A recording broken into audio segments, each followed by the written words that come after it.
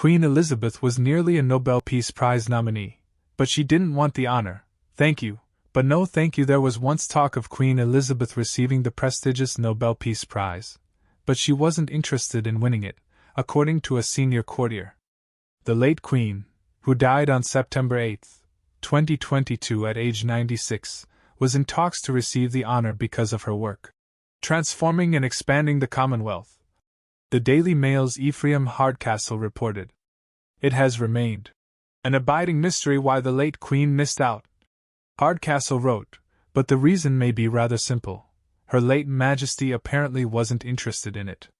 While candidates don't have to be consulted as to whether they want the award or not, in the Queen's case, Buckingham Palace was approached on more than one occasion by Commonwealth leaders for guidance on nominating the Queen. They were politely told, thank you, but no thank you.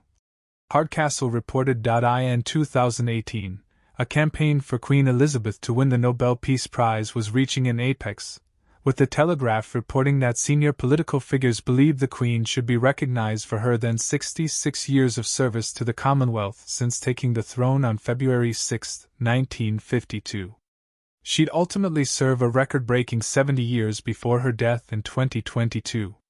The matter was being taken so seriously that the Telegraph reported at the time that the proposal to nominate the Queen was likely to be on the table at the next Commonwealth Heads of Government meeting, with the smaller Commonwealth countries leading the charge.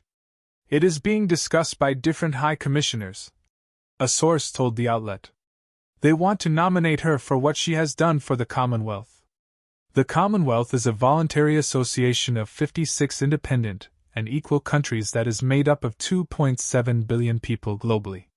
The Commonwealth's roots go back to the British Empire, but today any country can join, with the last two countries to do so being Gabon and Togo in 2022. King Charles, who as monarch is now the head of the Commonwealth, recently attended the Commonwealth Heads of Government meeting 2024 in Samoa alongside wife Queen Camilla. In 2018, Labour MP Frank Field was one of many ministers to support the idea of Queen Elizabeth receiving the honour.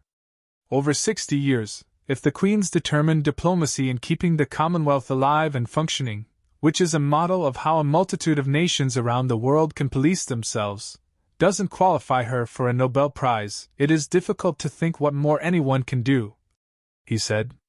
The Nobel Peace Prize, given annually, is awarded to a person for having done the most of best work for fraternity between nations, but the abolition or reduction of standing armies and for the holding and promotion of peace congresses.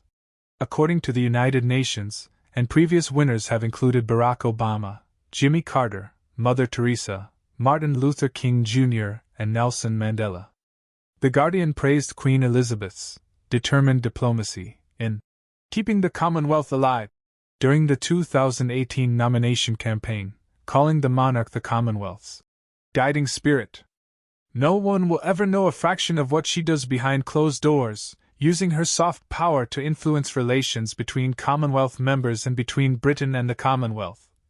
Historian Ashley Jackson told the outlet, emphasizing that the Queen helped the Commonwealth become a multiracial society of independent nation-states. Nobel Peace Prizes aren't given after a person's death, so Queen Elizabeth is no longer eligible for the honor, according to The Guardian. Known for her humility and modesty, I don't think people will really realize until she's gone the extent to which she is just part of the national landscape. Royal biographer Robert Hardman, author of the book Queen of Our Times, The Life of Queen Elizabeth II, told people about 6 months before her death. She is such a reassuring figure. When you have moments of uncertainty, there's that sense that the wheels aren't going to fall off, that the country will still be there tomorrow, as long as there's still a flag flying above Buckingham Palace.